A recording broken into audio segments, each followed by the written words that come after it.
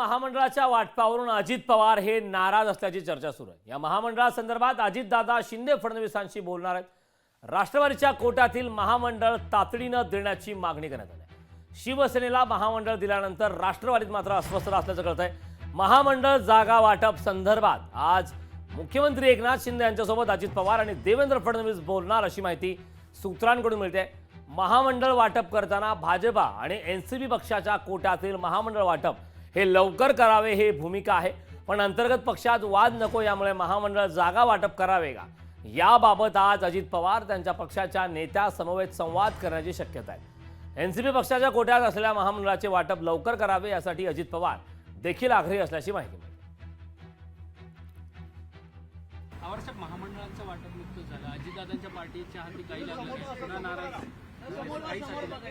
जाऊ द्यावं, त्यांच्या हाती काय लागलं नाही, यांच्या हाती काय लागलं, अहो आम्हाला काय करायचंय, कुणाच्या हाती काय लागलं, ते एखाद्या महिन्याचा खेळ आहे।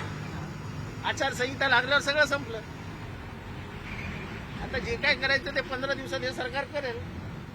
पोलीस केस, ह्याची कंप्लेंट, त्याची कंप्लेंट, हा चालू आहे।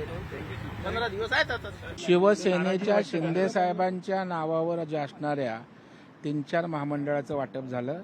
अजितदादांची यादी तयार होते, भाजपची यादी तयार होते, परंतु आता त्यांची गाडी फास्ट आहे, त्यांचे आमदार थांबायला तयार नाहीत। तसे अजितदादा आणि आमच्या भाजपचे जरा सबुरीवाले आहेत, त्याच्यामुळे 2 दिवस लेट होत आहे, पण तिन्ही पक्षाचं होईल।